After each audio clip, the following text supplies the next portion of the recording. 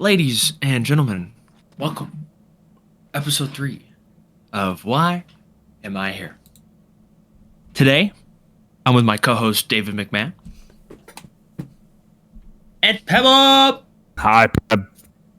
Gentlemen, how are we doing today?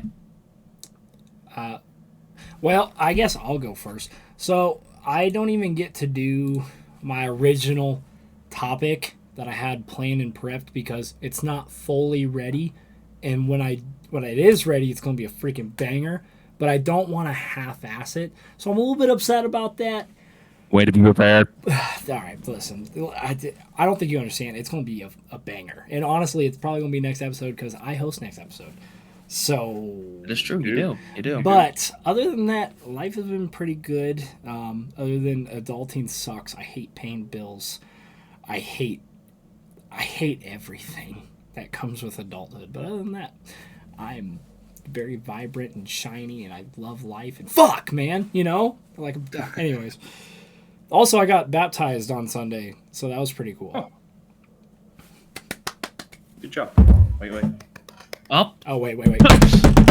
Sorry, you guys didn't deserve that. Anyways. No, he did not. Ow. Pebble. Bad. Been pretty good. We just I was up at the river this weekend as per usual. We watched Dad and I watched the Natty yesterday. Michigan did whatever they wanted with Washington all night. Called Facts. that shit. Anyways. Yeah, I think everybody did.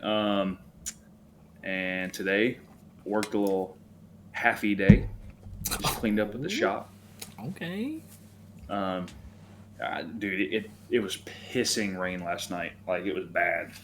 Weird. It's coming snow here, so. Well, guess what we're getting on Tuesday? Nice. And guess what? No. This is the worst thing, right? The low is negative fucking 2. That's crazy. And the high is 12. My guy. This is on, I think this is on, hold on. This is either on Monday or Tuesday. We get MLK Day off for work. Yeah, okay. Tuesday, it's a low of 1 now and a high of 13. Good. That's good. We have that on Saturday. Oh, good. So it's okay. So it's going to take a few business days to get here. Yeah. So Pebble, just for the people watching, since they didn't get to see it last episode, why don't you show them what happened to your eye? Oh, yeah. This man is just shoving the mic down his throat. Can you guys see it? I think they can. Pebble, I think when you Yes, do this, yeah, they can see it. Can you get closer to the mic? Can you get any goddamn closer? I mean, I'm not going to. Oh, Man. I'm telling you, having a mic is so much better. It is. It just keeps clipping. How do you clip it? How are you clipping a HyperX microphone? Because I'm getting like this to it. Does mine clip on it when I do this? How bad is it clipping? What? I mean, it's not as bad as like It's not- your it's not- PlayStation mic. Yeah, that was terrible. It's still clipping? that was bad. It's still clipping? All right. Okay. Cole.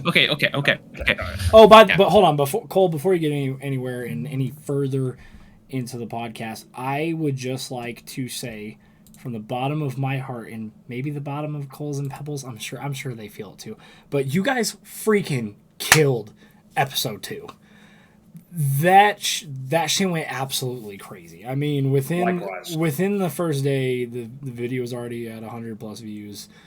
A lot of good feedback, a lot of good comments, and people are starting to actually talk about our podcast in our respective towns. So stuff is going pretty good. I just want to say, if you guys like this, drop a like, follow. It's free, helps us out a bunch, gets us in the algorithm, and look at Pebble just holding a duck face and a heart. Subscribe to the streams. You should like the video just for that. I mean, look at his cute ass face.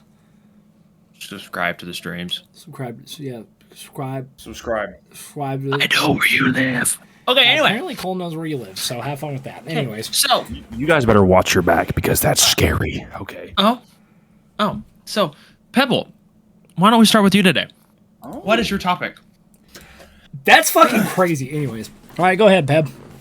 It's all three of our. Anyway. I plead the fifth. All right. My eyes are starting to hurt. Okay. I'm gonna. Cole's putting glasses on. Okay. All right. God, Don't find the Roblox in the background. You're not playing My Roblox in the opening- background. I'm sorry. Yeah. Pebble, Yes. Yeah. continue. Anyway, my first topic of episode 3 is we all play them. We all have a good time. All three of us play them on Twitch, on YouTube. I mean, video games. Okay. I just want to pick your guys' brain a little bit. What is your favorite video game franchise of all time? Oh. Colsafine.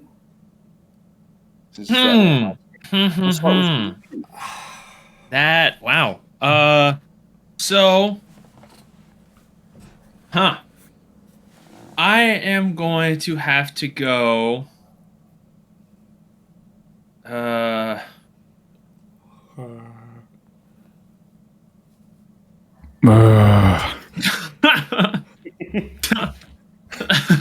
Sound like the zombie on Minecraft.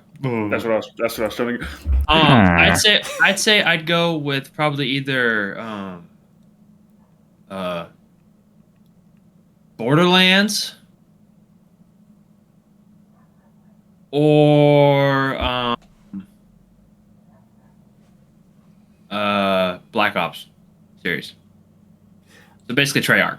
I just want to point out, you've only just recently started playing Borderlands. So how did that jump above everything you've ever played? I have played Borderlands before I started playing with you, bitch. You have one character that's level 11.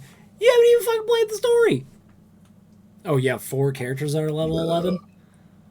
No, I have 4. I haven't played it fully. I just like the theme of it. Okay, that's fair. I mean, I'm not going to argue. But also, I have to pick... Quit questioning me.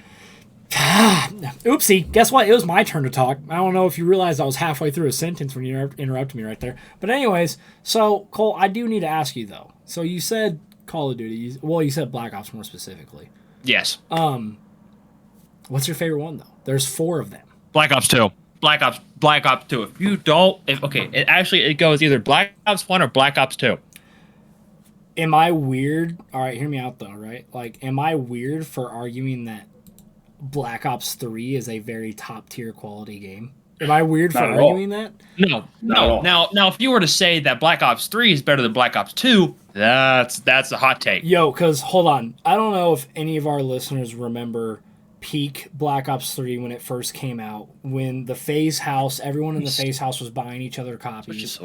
And FaZe Rain, a.k.a. Norden, king of shatting himself, was playing Free Run. Do you guys remember Free Run on Black Ops 3? And people were beating the world record every day.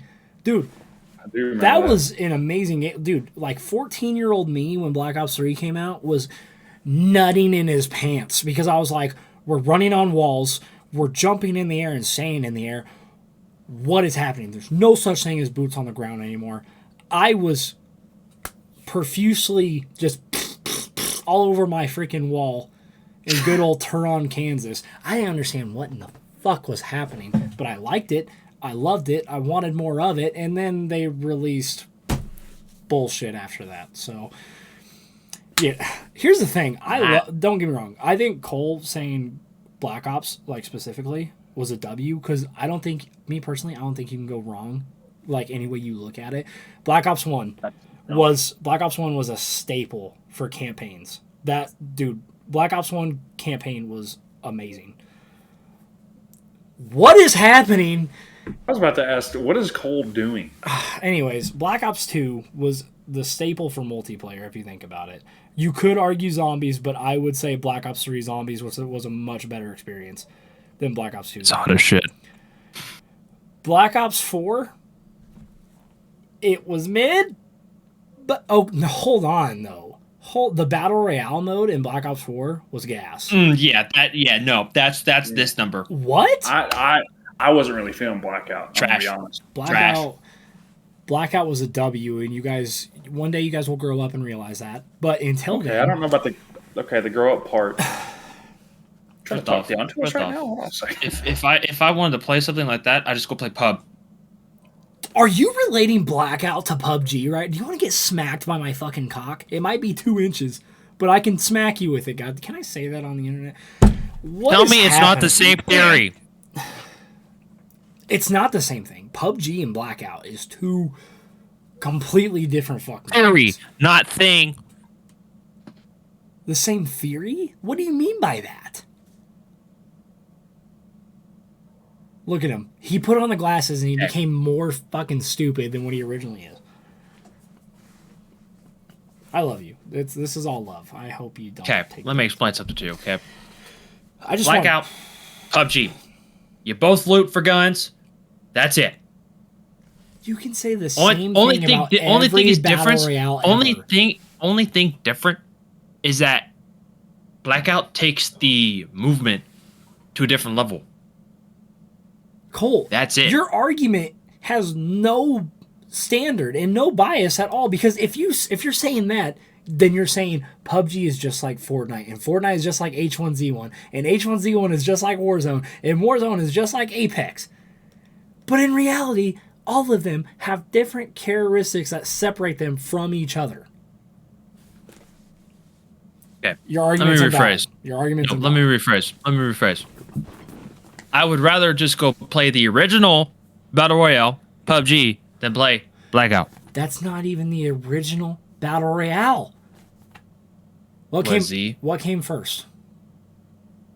I don't even know, to be honest. What is H1Z1. Okay, well, obviously it ain't that popular because no one still plays it. Because they stopped updating the server. Who are you? Do you even know what you're talking about right now? I shove this down my throat. Don't forget that H1Z1 brought us the legendary clip. The fuck you say to me, you little shit? He has a point. Point. This is completely random. I never played it. That's the only clip I've seen from it. It was Ninja. But all battle royales, in theory, are similar. You drop out of a big thing in the sky, you land loot. I agree with David. Every BR has their own different characteristics that make them unique. Like Fortnite, you can spend thousands of dollars and go into crippling debt just to get the Weekend or Ariana Grande. Yeah, except for this season. Sounds like someone else. This season's terrible. Or you could be like Warzone and be good for the first 2 iterations. I was going to say. And then not good ever again. They've had moments of glory. Ashika Island was a W. I'll give you that, but let's just say this right now. I consider Rebirth the second iteration. To be fair, okay. I was saying argue that. I was saying Verdansk and then Verdansk 84. I'll give 3.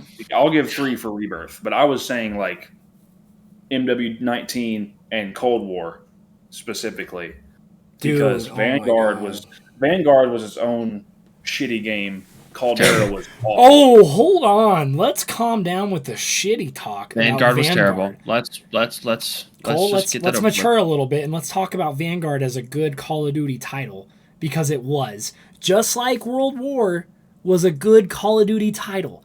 You got to play a multiplayer experience where you were fighting on D-Day, Normandy, and you were both sides. You're telling me that that's not fucking elite? You had a social hub where you could go and meet up and party with players, and a actual firing range that worked and doesn't lag out your game. And the guns were balanced. There wasn't one gun that was super OP. To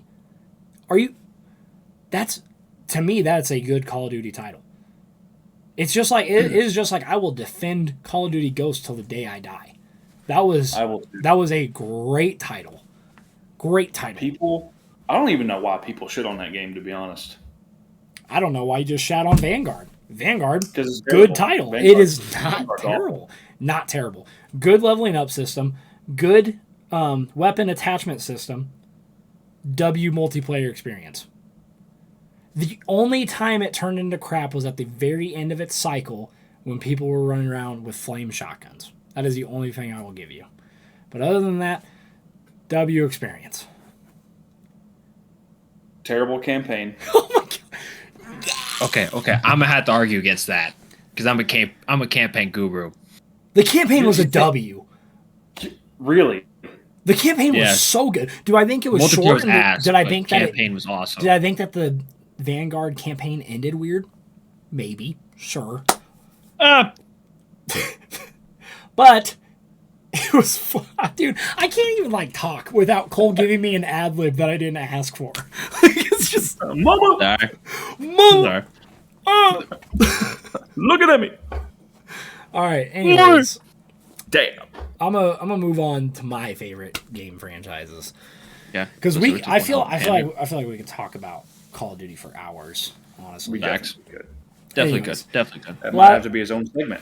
Hey, maybe. But if you guys know me, you would know that I used to be a very avid Destiny gamer. I played Destiny from the release of the beta of D1 all the way until the end of Lightfall D2 because it's on a whole. If you guys don't understand Destiny, ever since D1 it's been going through the storyline. It's like a did you just fucking fart? I can taste it. Hold on. Did you fart? And that's the I mic saw picked this. it up? I saw the screen light up, and I heard a wah, and that's what I How loud did you fart for your mic to pick it up? I don't know. Dude, I already know that fucking itched your butthole and wrinkled Oh your my ass. lord. That thing had to tickle. God. All right. Anyways, so if you guys don't know about Destiny, I had this whole 10-year life cycle where it was all these different stories and all this different story arcs. Anyways, I was a very avid player of that, and one day I was playing with our good friend Josh, and it just shut off. And I went to log on, and it basically said, "Go fuck yourself. Your account's gone." Shorter end of the story. And I was very upset because I honestly was done with the game anyways. I just wanted to play the last little bit that was getting ready to come out, and now my shit's gone, and I'll never finish it. So that used to be my favorite title, and then they did that to me. So now, fuck you, Bungie, and everything you stand for. I fucking hate you. But for me, and this has stayed true probably my entire life, the Gears of War franchise. In my opinion, there's no better campaign, the true campaign storyline. I'm going to put it in air quotes because there is a Gears of War 4 and a Gears of War Judgment Day and a Gears 5. That went completely off script, and it's a whole different like story arc. If you have played the games, you know exactly what I'm talking about. But Gears 1, Gears 2, and Gears 3 is a cinematic masterpiece that people get to play of a video game. And if you haven't played it, go fucking play it. You can play it with 2 people on the campaign, and it's a very good co-op experience. Super fucking fun. Your gun has a goddamn chainsaw that you can use on it. What else do I have to say? You know what I'm saying? Like, you don't get to do that anywhere else. And you're not killing humans, so it's not like crazy. You're just killing aliens and shit. Yeah, exactly. But I'd have to say that, or Borderlands. Cole knows this. I have multiple characters on Borderlands. I mean, me and Cole are actually doing a playthrough right now on Borderlands 2. And he should be able to know just from this. No matter what mission we're on, I know exactly where to go. I don't miss a beat. I could literally do this shit in my sleep. I know OP8 builds in my sleep. Like, it's almost embarrassing. Like, I kind of want to jump off of I-70 in oncoming traffic sometimes. But That's crazy. anyways, that's mine. So, Pebble. I'm gonna God, game. What? This game. Oh my god. This game really means a lot to me.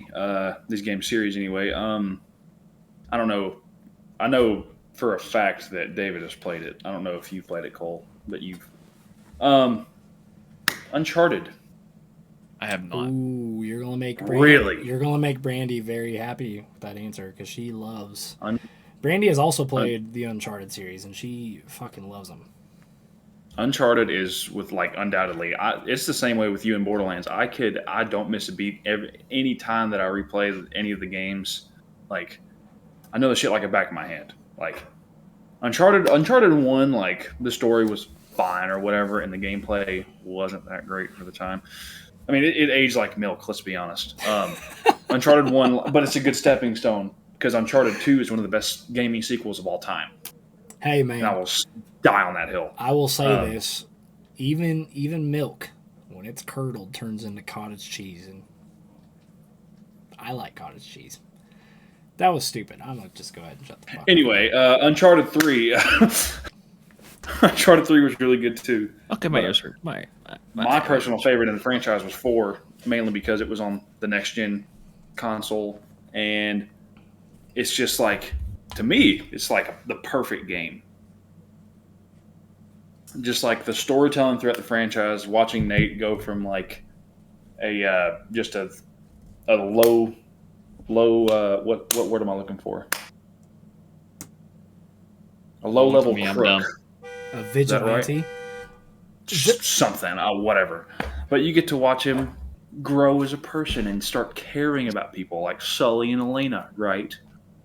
I go to church every goddamn Sunday, and these people with the goddamn car alarm want to bring demons out of me, man. I will go down there and karate chop them with my goddamn ankle. Good Lord. I'm sorry. But, Pebble, I love that take. Honestly, that was a W decision. And it also made me think, I just want to put it in an honorable mention. We do not have to go very deep into detail. But the Fallout series, specifically Fallout 3, for me, is like maybe it's a nostalgia thing. But I love those video games. Fallouts are so amazing. But Fallout 4 is also just I love chef's kiss. Dude, New Vegas. Oh, were you a big Fallout gamer, Cole? Have you ever played any of the Fallouts, or was that? I think I played Fallout New Vegas a little bit. That was it. Oh, another very like low tier honorable mention. Sorry, Pebble, I'll let you continue after this. I just have to say this before my ADHD deletes it from my brain. But BioShock. The BioShock series was also for me. I used to love BioShock all the time. I used to play it all the time. So I agree. There's no telling how many times I played BioShock. I'm pretty sure on my old YouTube channel, like my ALB Gaming YouTube channel, I did a full-on playthrough from BioShock 1 all the way to Infinite. But W game series, so fun. So good. All right, what I was going to say was, it's a two-parter. First part, they had to shit out Fallout 76, because that was terrible. It was a terrible launch. I'll give it, it started to build up to a good game. But and then I don't know about y'all, but I'm very excited for the Fallout series coming on Amazon. Yes. Yes. I will be there day one. I'll be there 2 months after it releases. Sounds fair. Because I'm really bad about series. Anyways, whatever. It's fine. So, are we ready to move into our next set of topics? Yes, sir. All right, David, your turn. I get to go? Wait, pick me. Cole. David. Okay. All right. Okay.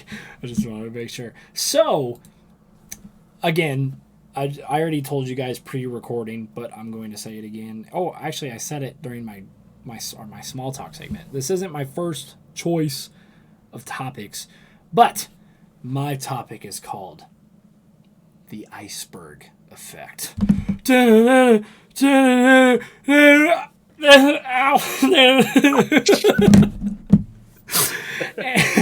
Anyways, so are you guys familiar with the iceberg effect? No. I think I've heard of it before. Okay, so the iceberg effect is basically like, there's you always see the tip of the iceberg, and then there's so many layers underneath that. It just continues. There's surface level. There's the deep abyss. And basically, I looked up a chart of the iceberg effect for conspiracy theories. And I'm going to read you guys a couple. I kind of want this to go into like an iceberg effect rabbit hole type deal. I kind of want you guys to take these topics and run with them. I kind of want to hear what you guys say, what you guys think, what you guys believe. You know what I'm saying? So, like, I kind of want your guys' own creative interpretation of what I'm getting ready to read to you. But basically, we'll start surface level. Then I think I chose the deep end. and then, no, shallow water, and then we're going to jump straight from shallow water to the point of no return, and then the last, which is the realm which God has failed to control. It's I jumped like 6 categories in between those two. Sounds alone. like it. Dude, I'm telling you, maybe we'll do a whole, like, maybe one time we can do just a podcast of conspiracy theories and we can talk about them and we can, because there's a lot. There's probably like 200 conspiracy theories in here. I just picked out a handful, which I thought were good. So starting surface level. The what? Okay. Have you guys ever heard of something called the 23 Enigma? No. So before this, I never heard anything of this, but now that I'm reading it, I'm kind of freaking myself out a little bit because it's like, what the fuck? You know what I'm saying? Because, I mean, it's kind of weird. But anyways, the 23 Enigma is the belief in the significance of the number 23. And the concept essentially is that when something reaches the pinnacle of like the 23, so say like a friendship of 23 years or someone's been out on water for 23 years without an accident. Apparently, it is a mark in which superstitious, weird, strangely events occur. Basically, like people die, people get seriously injured. The example this one gives is kind of what I was just talking about. Is there was a sailor who had a boat, went out basically every freaking day of his life for 23 years, never had an accident, never had a problem. Never ran into any colossal waves or any type of storms. Hit his 23-year mark. He ran into a storm that killed him and his entire crew of 18 people. Just an absolute catastrophic event. The likelihood of this being real is probably a what-if kind of bullshit ballpark in the air, but I want to know. What do you guys think about the 23 Enigma? Do you think that, let yourself fall into the rabbit hole of people are fucking dying and shit, and it's all based off of a goddamn number? So I actually have heard about that, but it was because of a movie came out a while ago with Jim Carrey in it. I don't think it was 23, but I think it was either 23, 24, or 27. I cannot remember which of those three it was, but it was a movie with Jim Carrey in it. And it was basically about the same thing. Like everything, like there were certain events that happened involving this number, and like this number was just everywhere with him, and it was just like I don't remember exactly. It's been a long time since I've seen the movie, but it just like ended up driving him insane, pretty much, and like he didn't know if he was actually doing the things that he was doing or just thinking those things. But I've heard of this one, and I don't see why it couldn't be true. Okay, but that leads to the question, like, is it something that it can actually happen to someone? Or is it more like, I don't want to, I feel like this could offend somebody, but like almost even a psychotic tendency. Almost like a fixation. Like if someone sees like reoccurring things, they become fixated.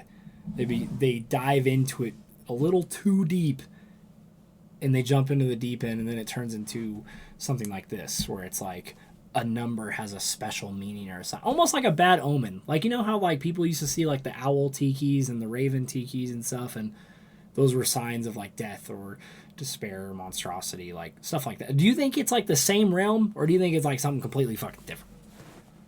Because I think that's the same realm, yeah. Like it's definitely something that can drive somebody to the point of insanity, What do you think, Cole?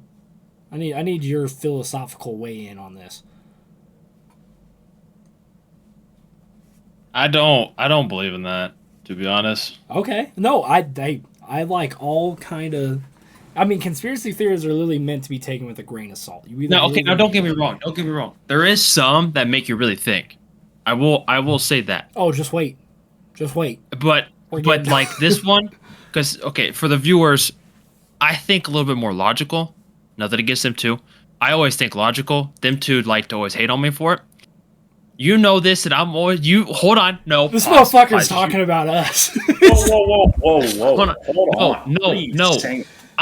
What I'm saying is that I'm giving more of a logical standpoint. Do I need to pull up the group chat? Anyways, continue. Anyway, I don't. I mean, I could see why some people would believe that, but that could go so many different ways. You can go, oh, well, 23 days, 23 seconds, 23 hours. There's not, and then 23 months, 23 years. Yes. Good, Cole. Fall into the rabbit hole. Continue. So it's just, you can't really base it off a number because you don't know when the hell you could have an accident, or it could just be a coincidence that it just happened 23 years or whatever, 23 something. I like that. So it's kind of like, it's another one of those what if type things. That right there, that's what I love, because I believe like the same thing. So I don't necessarily believe in this theory particularly, or this conspiracy theory, but I also, and maybe this is because of my faith, but I believe that if it is your time to die, it is not by coincidence. It is because God has a mapped out road plan for you. And because like I've had the same argument about seatbelts in car crashes. Okay. It doesn't matter if you're wearing one. It doesn't matter if you're not wearing one. I'm going to use my mom, for example. She was in a really bad wreck in a Jeep, was not wearing her seatbelt, went flying out the windshield. And she lived because of that event. If she would have had her seatbelt on, she would have been crushed. So it's like, it's stuff like that. Like, I agree with Cole 100% here. It's like, it's a what if factor. It's like, well, what if I walk outside and I get hit by a car and it was on the 23rd second of the 23rd hour of the day, on the 23rd day of the month, in 2023, because I traveled back in time to get hit by said car. And it's just a what if. But that was good. Hold on. Time out. I just looked it up. The movie is actually called The Number 23, and it follows. I'm just going to read the synopsis right fast. All right. It's actually really interesting. Hold on. My feet are sweating. My thighs are sweating. All right. Jim Carrey plays a character. Walter Sparrow becomes obsessed with a novel that he believes is written about him, as more and more similarities between himself and his literary alter ego seem to arise. And so he finds this red novel that is labeled 23, and it is about a murder mystery with the numerology that loops constantly around the number 23. He stays in the hotel in room number 23. Yo, we need to have a watch party of this movie. No, and here's the thing. Here's a quote from the movie, because you just made me think of this. Here's a quote from the movie, right? He says in the movie, I'd like 2 words on my tombstone. What if? Oh, how you gonna leave us on a cliffhanger like that, Pebble? What the hell? Okay. Is that even a cliffhanger? That's not a cliffhanger. I don't think it's a cliffhanger, more or less. I think we just need to watch the freaking movie, to be honest. I think we should have a watch party and watch it and then give our synopsis. Because I literally think that movie is about that conspiracy theory and how it can drive one to insanity if they are driven on that path, allowing themselves to be driven down that path, Holy shit. I like that. Peb, high five, Peb. Good shit, baby. Cole, nice. High five just for supporting cast. Oh, I missed. Cole, high five too. Wait. Yeah. David, good job. Oh, anyways. Okay, next topic. So the next one we're going to move on to is, it's called the ghostly radio station that no one seems to have claimed. So this is an actual radio station. You guys can tune in to the channel and you will hear exactly what I'm getting ready to say. In the middle of a Russian swampland not far from the city of St. Petersburg is a rectangular iron gate. Beyond its rusted bars is a collection of radio towers, abandoned buildings, and power lines bordered by a dry stone wall. This sinister location is the focus of a mystery which stretches back to the height of the Cold War. It is thought to be the headquarters of a radio station, MDZHB, that no one has ever claimed to run. 24 hours a day, 7 days a week for the last 3.5 decades, it's been broadcasting a dull, monotonous tone every few seconds. It's joined by a second sound, like some ghostly ship sounding its foghorn. Then the drone continues. That is basic. I'm not going to go too deep other than that. But that is essentially the whole synopsis of the theory. It is said that no one runs it, and I did play some clips to like on here on the site that basically tells you how to find it. It sounds like white noise, like the static of a TV, just consistently going, and then out of nowhere it's like whoa, like a foghorn, like the fucking whoa, you know what I'm saying? It's super crazy, and the reason I picked this one is because I feel like this opens up so many different things to not just even this radio station, but I don't know where you guys stand on it, but even like I know where Cole stands on it, but like the paranormal side of life. I think so many people overlook it, and I think especially like social media influencers and like TV producers and stuff, they've completely diminished like the reputation of like ghost hunting or like stuff like this where it's like, how the hell can you explain a radio frequency continuing for 3.5 decades, but no one has ran it and no one has been in the building for over 3.5 decades? So it's stuff like that. So it's like, I want to open the floor to you guys.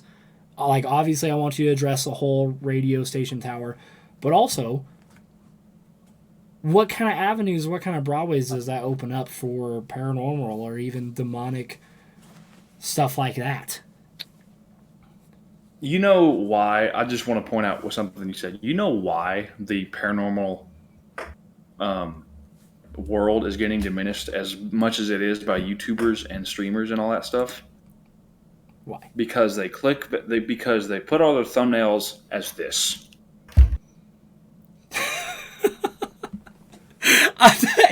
You can't even argue that, bro. Oh, man. It doesn't matter what the video is. It's just a ghost came inside my butt. You'll never believe what we found inside the Stanley Hotel. I just actually name dropped the location. That's crazy.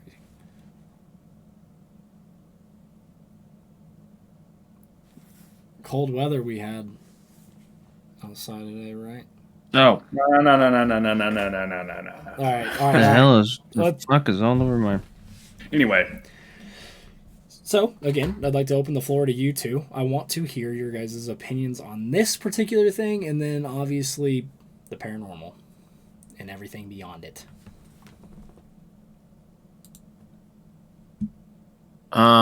So, as David said, he already knows my answer. I don't believe in paranormal.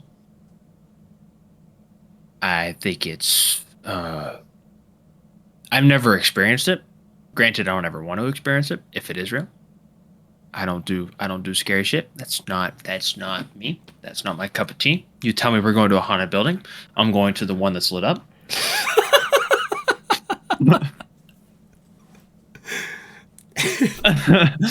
So, from a paranormal standpoint, I don't think it's paranormal. Okay, but what about the radio tower? From the radio tower standpoint, it is kind of weird that it goes from being static to having a different sound, but it makes you wonder if it ain't trying to, if it's not picking up a frequency of its own, and it's been trying to relay it into its own frequency. I guess my only argument for that would be, so that building is completely 100% abandoned, right? Mm-hmm. And to run those things, you have to have power. You have to have electronics that are consistently working and operating and functioning correctly to be able to broadcast said signal. And this building has been abandoned since the end of the Cold War. Those electronics would have gotten ruined by now. Or, if not stolen, by people who break into abandoned buildings. So it's like that leads you to the question of like, again, like, yeah, it could be a different frequency that it's picking up, but how would all that stuff stay intact well enough to be broadcasted from that same channel? Because it's not like it's changing channels, and it's not like it's jumping different broadcast stations. It has stayed on the same exact one for 3.5 decades. That's, to me, that's where it's like, okay, that's a little freaking weird.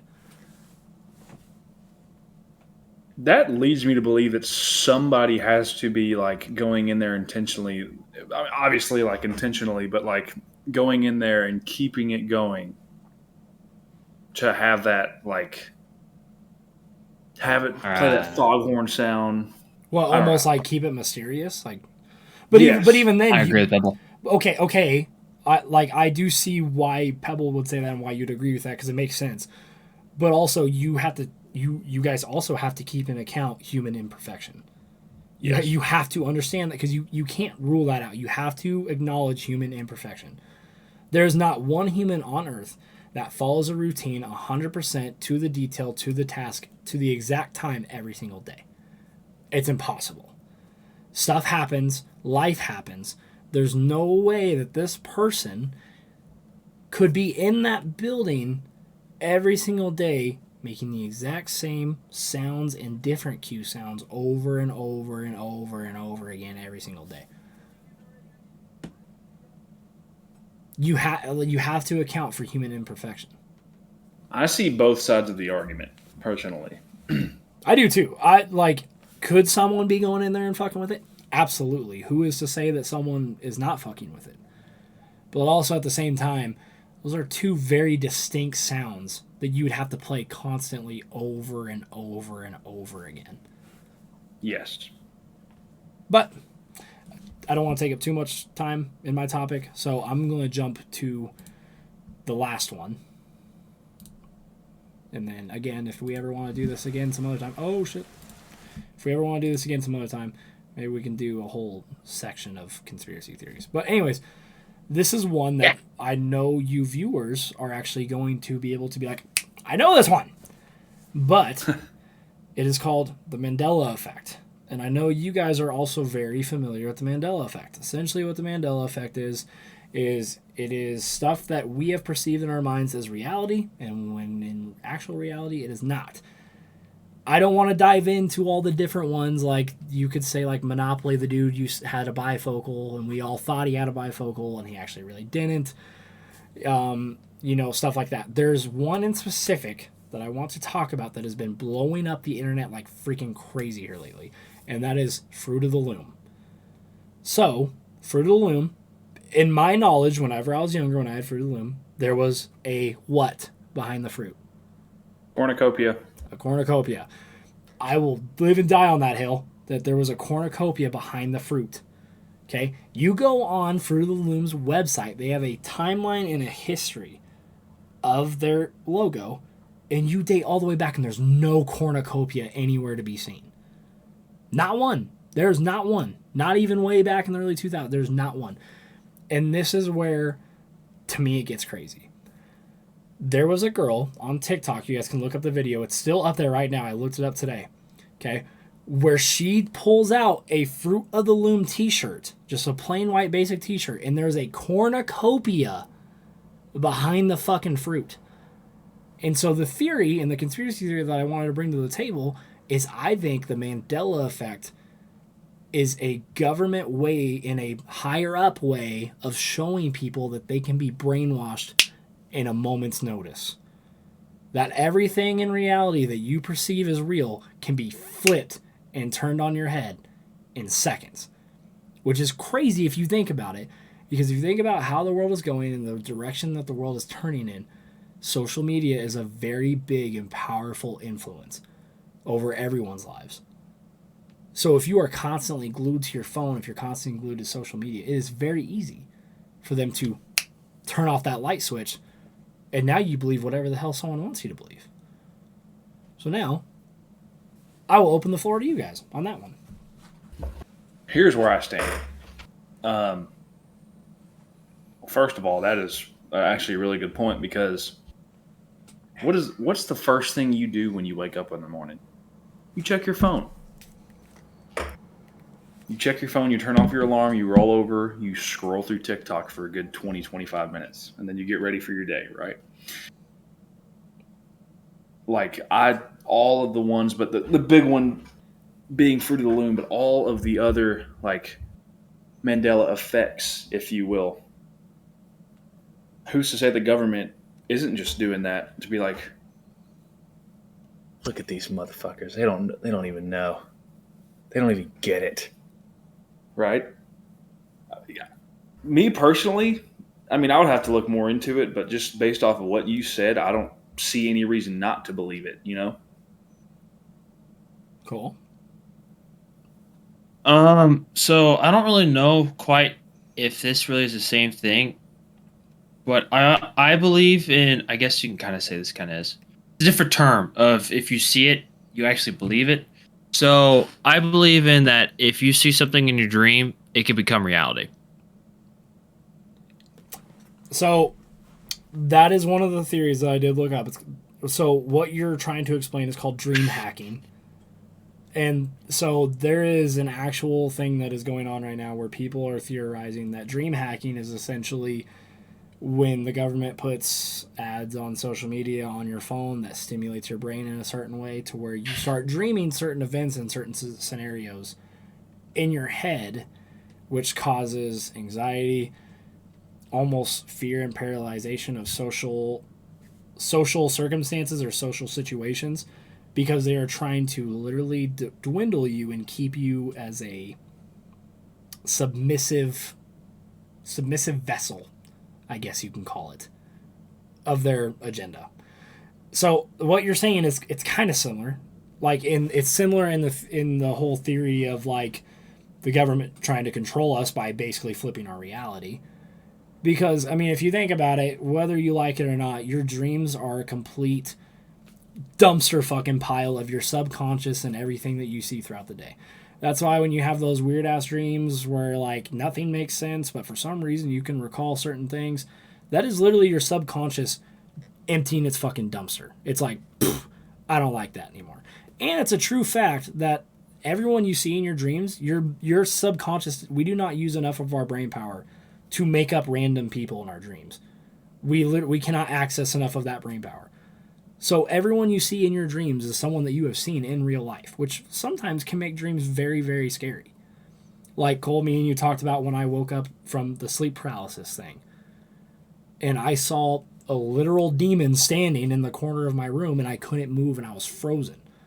Same thing. It is literally subconscious dumping.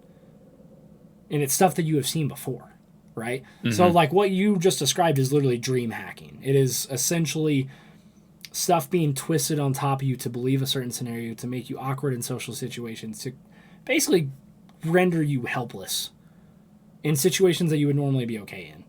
But Mandela effect, in the way that this theory is describing, is essentially taking stuff that people knew as a fact and was just a way of life and saying, essentially national level gaslighting. Like being like, no, that didn't, you learned that from your toxic friends, didn't you? I don't want you to hang out with them anymore. I want, is why you don't get to wear that out in public and go to the clubs like that. You dirty really slut. Hard to understand you when you're being this emotional. It's like that. It is a national level gaslighting. But yes, I do like the point you brought up though, Cole. But that was another conspiracy theory. It's dream hacking. So there's that is one I truly believe in. Oh, absolutely. I mean, I feel like you would be ignorant to not believe that is a thing. Because I've had way too many times where I actually been in a dream and it doesn't happen obviously that day, but it happens eventually and you're just like, you sit there and you're like, So I'll tell how? So I'll tell you this, right? This one for me was horrendously scary. So Cole, Cole and Pebble, you guys remember when my grandpa died my senior year? Mm-hmm. I have not talked about this. This is the first time anyone's going to hear about this because I have vaulted this because it freaked me the fuck out so bad. I had a dream where I was at the funeral. I heard myself give the speech that I gave that was on the notes in my phone. It's still in my notes on my phone. I heard myself in my dream give the speech that I was supposed to give about my papa. And then on top of that, I knew exactly what the venue looked like before I ever showed up there. And if you guys remember, I was in Colorado when my papa died. So when the venue was picked, when everything was set, when all the decorations were set, I was not there. I just showed up for the day of the funeral. So I had no idea the location. Well, obviously I knew the location because of the address, but I had no idea what it looked like. I had no idea what the inside looked like, and I had no idea how my Nana and my mom were decorating. And I saw it vividly in my dream. And then when I showed up, it looked the exact same as my dream. It was the craziest thing I've ever experienced. So I agree with you 100%, Cole. Like, I think dream hacking is a very, very real thing.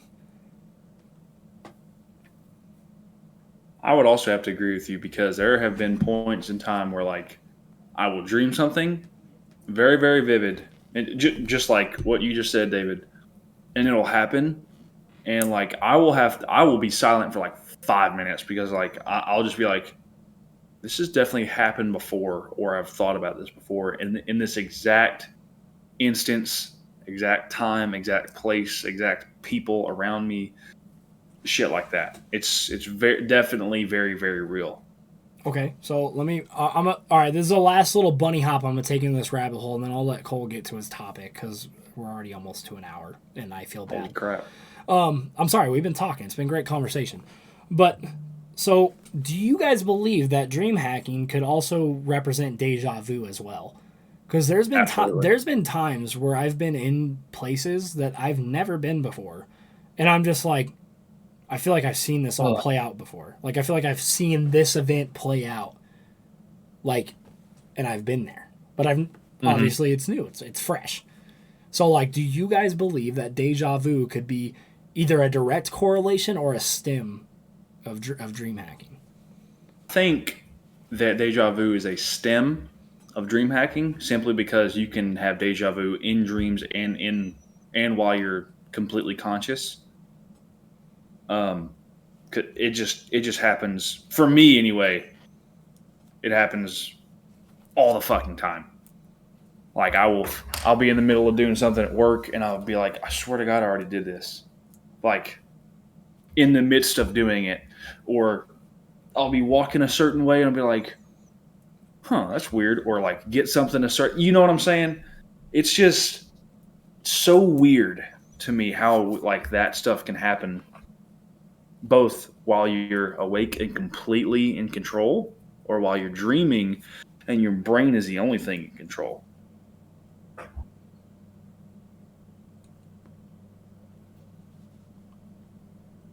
Nothing from Cole. All right, cool. So basically what I learned from that is that we're all in the early stages of amnesia. So Yep. That's Basically. pretty sick. Anyways. We're in the early stages of help! All right, Cole. Now that I basically took all your time, what's your topic, brother? Nope. So mine are kind of quick. You know, we don't have to get fully into it. But we're gonna do goat debate. Goat, like Goat, like greatest of all time debate. Greatest of all time. So nice. David, sit down. Nice. Okay, so we'll start off like this. On a 1v1, who are you picking, MJ or LeBron? Oh. I have an answer, but it's going to piss everybody off. We don't have to go deep into it. You don't have to explain. Just make it quick. No, we can explain. We can go deep. I don't care if I was only really worried about the episode going longer than an hour if I had to edit, but I don't. We haven't really been too off the wall. But I'm going to say something that is going to piss everybody off on a very nuclear level. There is no goddamn debate who is winning in a 1v1. It is Michael the GOAT Jordan. I don't give a fuck what you say. The dude was a better shooter. He won more games with less help than LeBron did. If you think about it, LeBron had stacked teams every time he went to a goddamn championship. Think of Miami. That team was stacked. Think of Cleveland when he went and won. That team was stacked. He had Kyrie, and he had fucking Kevin Love, or whatever the fuck his name is, who was a good shooter and a good player at the time. Okay? Every single team that LeBron has been a part of has been stacked. Michael Jordan did it with nobodies. I know you can argue Scottie Pippen, and I know you can argue all them. Here's the deal. Were they ever in the all all NBA or all pro selection. If you say yes, you don't know fucking basketball. No, they were not. Scottie Pippen was. No, he wasn't. Was he not? No, he was not. In the years that they went and won championships, he was never part of an NBA All Pro team. Okay, LeBron James has had 12 teammates that have made the All Pro teams or All NBA teams. In my opinion, Michael Jordan was the best to ever do it.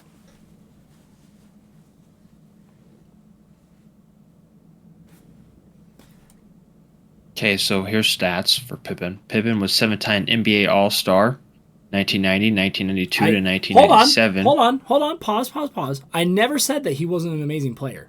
I literally said you can argue Scottie Pippen. Did I not? Okay, David. I agree with you. I'm not arguing against you. I'm just taking the facts that Pebble asked. Hold on, all pro team. Pippen I'm not saying was I'm not saying accolades. I'm saying all pro teams. All NBA was 94 and 96. Was that during Jordan? I'm not saying that he never was. I'm saying was that with Jordan? If it is, I'll stand corrected. But I'm pretty sure he wasn't. I'm pretty sure he wasn't when he played with Jordan. Hold on, let me look. Hold on. Yeah, hold on.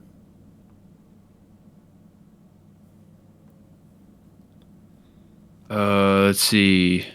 He was part of Chicago Bulls from 87 to 88 to 97-98. So, yes. So he was a part of the team with Jordan when he won his accolade. Because he has championship rings 90, 91, 92, 95, 96, and 97. Okay, I'll stand corrected then. Man, I'm gonna get the. He's more known for his defense than he is his scoring.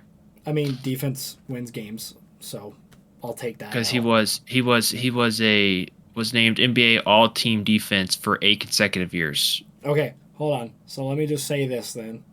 So even with that all said and done, 1 versus 12, all pro players. Regardless of how you stir the pot, he had one guy. Well, you got to think of it like this, right? For continuing our argument, because I don't know if Pebble is going to argue LeBron or Michael. It's Jordan all day. Okay. Well, here's for the people that may argue Jordan. Jordan had in Miami, he had Bosh, Wade. Are you talking about LeBron? You said Jordan, you dumb fuck. Sorry. Braun. My bad. Braun. Sorry. Okay. Bosh and Wade. That's already them 3 by themselves can did anything they wanted to. I don't know. You don't know who else was on the team. Because I don't. Fucking Ray Allen. Mario Chalmers or fucking Ray Allen, one of the best 3-point shooters ever to live. God, what was that dude's name? It's Mario something. Chalmers. Is that okay? Yeah, it is. Mario Which Chalmers. he was a great 6-man off the bench, by the way. Yes. Anyways, and then his Cleveland run, he had him, Kyrie, Kevin Love. Yeah, Kevin Love, Jr. Oh, I forgot about Jr. And he had De La Silva. That's what a lot of people may argue. Argument. No, I know that. I'm saying for the people that may argue LeBron, look at his team compared to Mike's. Mike had him. There's a difference. LeBron went to an all-star team. Mike made his team. Mike made Scottie. Mike made Dennis. If it wasn't for Mike, Dennis wouldn't have been as great as he is now, or as he was. Yeah, he had Steve Kerr. Steve Kerr was Steve Kerr was not it. No, Steve Kerr's not a household name. Well, he is now. No, but he is now because he was a coach, but he was not. And then who was their 5th? Oh, dude. Fuck if I know. Yeah, exactly. So that's the point. Here's all I'm going to say. Like, you put prime MJ versus prime Bron, it's not even a question. But here's what I'm going to add on. I don't. It was Aries Spears who made this quote. If you are in any sport for 20 years, you are bound to break some kind of fucking record because that's what everybody was saying when LeBron broke the points in a career, like most points in the NBA. He's been doing this shit since he was 18 with no breaks. He is 40 or something, 35. He's 35 or 36. He's getting there. Okay, so to kind of go back to Cole's question though, because Cole did specify, he said 1v1. Yes. It's tough because yes, Michael Jordan is physical, and yes, they played basketball a little bit differently back then. They were kind of lenient on some shit. I still think Michael Jordan takes him in the 1v1 just because of the different multitudes of shot ranges and the percentages he was shooting at. Because did Michael Jordan play less time in the league? Yes, that is a given fact. But he was more consistently of a higher percentage shooter than LeBron ever was. I don't think you can overlook that fact. No.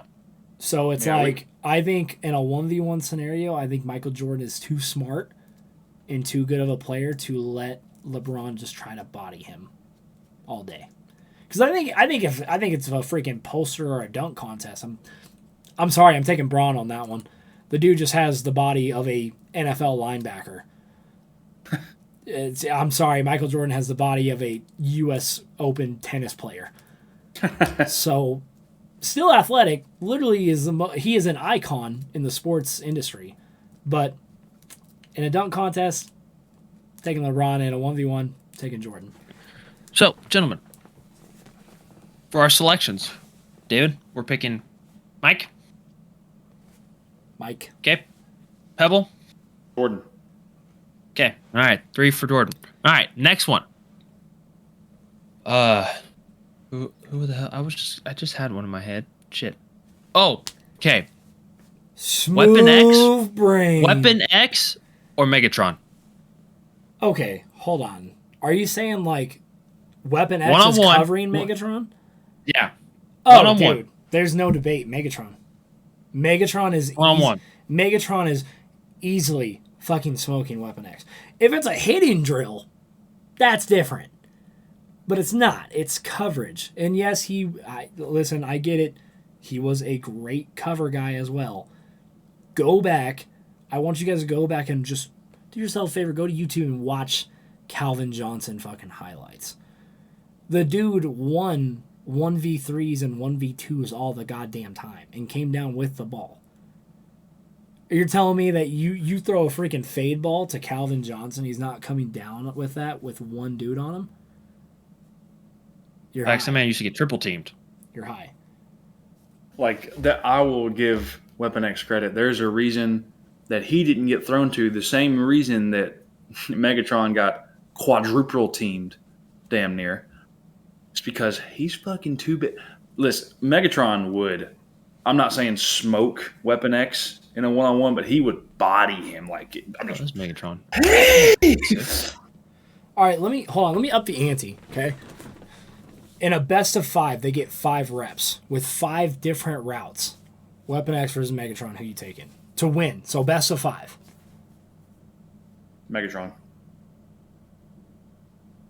Yes, I'm going Megatron 4 for 5. Yeah. I think Weapon X breaks up a slant over the middle because he just absolutely pounds him into the dirt. There is like other than I would argue Troy Polamalu, there's not a damn better hitter in the NFL to ever come through. Well, I don't Cam know. Chancellor. You can't say that. Yeah, you got Cam Chancellor, you got Ray Lewis, you got Luke Kuechly.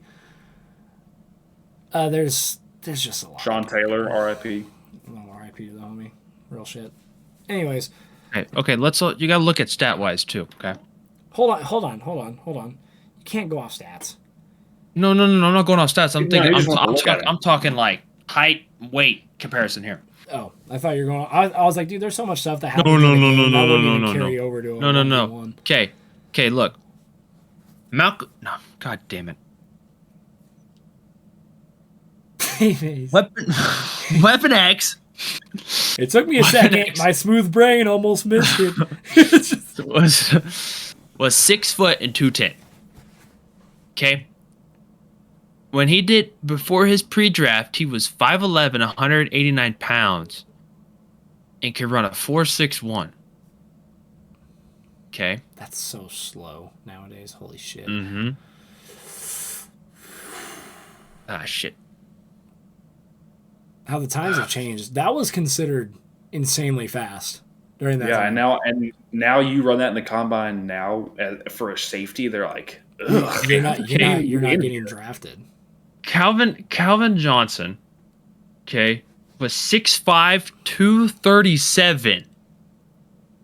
I'm sorry. There's no argument to be had there. Okay. And when he went into when he came out of high school, he was 6'4", 213. Good. Remember? Yeah. Remember, Brian Dawkins was 189 for his pre-draft. Yep. Calvin Johnson's pre-draft, he was 6'5", 239, and could run a 4.3. Yeah. Dude, there is a reason that he is in Canton, Ohio now. And could jump 42 inches. If you ever think that Brian Dawkins is ever gonna beat Calvin Johnson one-on-one, you need to get your freaking head checked. Go to an MRI and make sure you don't got cancer. Okay. Hear me out though. Is he still bodying him if he has, let's just say for instance, Kirk Cousins throwing to him? No shame on Kirk Cousins, but the dude is about as mid gets. So, all right. so let me. We're not. No. Wait. Hold on. We're not going to take this time to slander Kirk Cousins. We are, because he's fucking terrible. Anyways, no, he's not. Yes, he is. Here's the deal: if you have Kirk Cousins, if you put Kirk Cousins in, is he consistently mopping the floor with Weapon X, as if he had Stafford or Patrick Mahomes or Tom Brady? You gotta think of it. You gotta think of it like this, though. Throw fucking Brock Purdy in there, goddammit. Anybody, if you can just make the throw to him, he's gonna catch it. Maybe. Yes, his catch radius is insane. I understand that, but you gotta understand, like, there's some quarterbacks that have some fucking weapons and can't do shit. Yeah, I know that, but you gotta Kirk Cousins with Justin Jefferson, or Ryan Tannehill with AJ Brown. We're not going to sit here and act like he didn't throw him 2 1,000-yard seasons and one where he was injured the most of the year and he still got 800 yards. I feel like you started that just to get him to argue. I did. Yeah, that's what I thought. Okay, so gentlemen, who we're picking? Who are we picking? David? Megatron, dude. It's not for me. It's not Pebble? even a fucking Megatron contest. all day. Okay, 3 for 3 on Megatron. Okay, we're gonna go to boxing. Ooh. Oh, see, I'm not too keen in this world. That's okay. Neither am I. Ali or Tyson? Okay, this one can go both ways. This one can go both ways. This is my argument. Okay, take it as you will. So you're exactly right. It 100% can go both ways. Oh, motherfucker! Basically, you're in this fight. It is speed versus power. If Tyson lands a punch, it's over. It's done. Facts. It is done. Like if we're talking prime Mike Tyson versus prime Ali, if Tyson lands that fucking hook, it's over. It's done. Bing, bing, bing. Over. Ring the bell. The fucking fight is over. Hey, you get your homework done? Oh, My sister's been there the entire time. Didn't even know she's been in the whole. Did she just wake up from a nap? Anyways, Ali. If Ali can keep out of the corner with Tyson and can stay on his feet in the middle of the ring and keep his little dance shit going on and kind of land jabs, I don't think he knocks out Tyson. I think he wins by point. I agree with you on that. I think that the only, like, in all reality, the only way really I think Ali could win is if they go all 12 rounds and he just wins by points. Because obviously he's going to get more punches off. He's faster. If he gets those little pop, pop, little quick jabs, that's points. Now, if he gets backed into a corner and Tyson It's done. He's getting he's getting slapped. Anyway, yeah. Yeah. No, I agree. If he get like if Ali's like and then he just Dude, you just hear, "Oh, this is such a good fight." God, he's dead. Oh my God, Mike Tyson's biting his ears off. Holy shit. Anyways. Sorry. Pebble got in trouble. Yeah, Pebble, don't be so damn loud.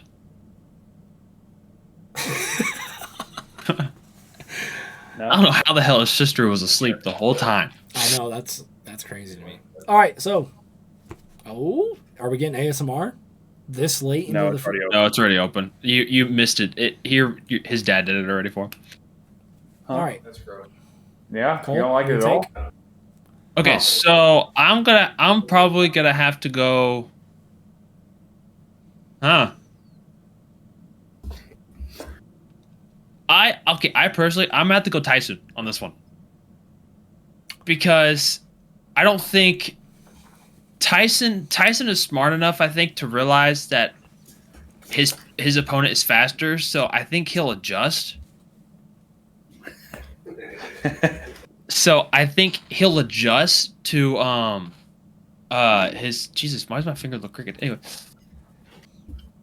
He'll adjust to the way that Ali is punching, and I don't think there's no way they're going all 12 rounds. There's just no way. Someone either Tyson's gonna get tired or Ollie's gonna get knocked the shit out. I think And so I have to agree with you. I don't think Ali can avoid him and stay out of the corners for 12 fucking rounds. That means No. that one, you have to stand your ground and take body shots in the middle. That's not happening. And number two, you have to avoid a very aggressive and offensive heavy Mike Tyson to stay out of said corners or against the ropes. yeah. That's not happening for 12 rounds. So I'm about to go with prime Mike Tyson, bro. If he lands that right hook, it's over. Double? Mike. Okay, all right. 3 for Mike. Mike check. Okay. Mike check. Good. Okay. Last one, gentlemen. Last one. I think this one has been seen. We going the Tank against Ray Lewis. Straight Oklahoma drill. Straight down the middle.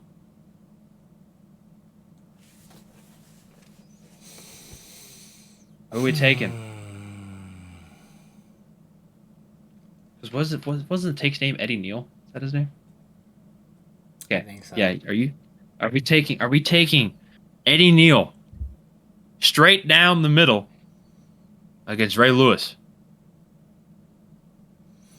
This has been shown on live TV. Yes, and a lot of people don't realize that in those games, Ray Lewis, yes, did the Tank have some very admirable runs against him and stiff arm him and dribble Ray Lewis like a fucking basketball on the sideline? Yeah, he did. But the majority of those games, it was actually Ray Lewis manhandling him like a fucking child. So I got to go with Ray because when you think of a linebacker, like when you say the word linebacker, there is not one guy that comes to mind more than Ray fucking Lewis. That dude defined what it means to play a hard-hitting linebacker in the NFL. I'm sorry, but I don't think Ray Lewis loses that. Now, if there's like a best out of 10, I think you would go 6'4", Ray Lewis. Do you mean Eddie George? Yes, he does. Whoever the yes. Tank was. I can't. Sorry, I didn't know his last name. He does mean Eddie George, but I knew who. Because he was Eddie talking George. Yeah, that's what I mean. It's No yeah. one gives a Sorry, fuck about the Titans. They were Fuck you. irrelevant. And wait, Fuck hold you. on. When Eddie George was there, were they the Titans or were they the Oilers? He started out they were with the they were the Oilers and we Titans. were the Titans. Yeah, they were Titans eventually. Correct, but when he got drafted, they were the Oilers, correct? Yes. Yes, sir. Okay, that's what I thought. And they played each other with him as an Oiler, correct? Oh, yeah. They were huge rivals. Because they were in the same. But, they were in the same draft class, weren't they? Because Ray Lewis, University of Miami? Is that correct? Yes. And then he was from. And then Eddie George. Where did he come from? Was he from? He wasn't from Alabama. He went. 1996 draft. Was he a Longhorn? Eddie George went to Ohio State. Why was I so far off? Ohio State. Where the fuck did I get the Longhorns from? Who was the running back from the Longhorns that was very prolific in the NFL as well? Oh, I know here. I'm trying to. Who'd you say, Peb? Ricky Williams. Maybe. I'd have to see pictures. I can't go off names. It'd have to be pictures or videos. But anyways, no one gives a fuck about the Tennessee Titans. We all know who's winning that fucking matchup. It's Ray Lewis. Don't look at me with your bloodshot eye, all right?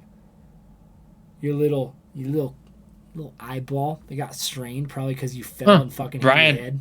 Brian Dawkins was also in that draft. Man, what a fucking insane draft class. Seriously. Terrell Owens was in that draft. Zach Thomas was in that draft. Terrell fucking Owens was in that class? Yeah, Terrell Owens, a third-round pick.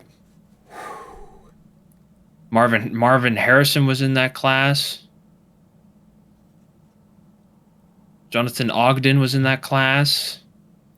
Yeah, so there's Keyshawn Johnson. So it turns out there's just a bunch of fucking dogs in that class, apparently. Yeah. Anyways, so what do y'all think, man? Ray Lewis or the Tank? I'm going with Lewis, man. I'm going Lewis. I'm also going Ray Lewis. You cannot line up and just try to run him over because he's going to run you over. Okay. Facts. Yeah, that's fair. I'm not even going to argue that. You guys got anything else, or do you want me to start wrapping this bitch up? I just want to say it is not it's 8:54. How's my stepmom already asleep? She tired. Yeah.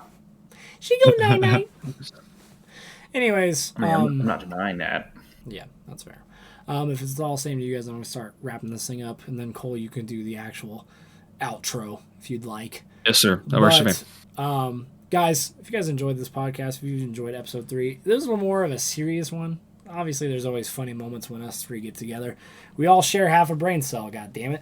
But I hope you guys enjoyed the talks. If you guys have any topics that you guys would like for us to discuss, drop them down in the comments.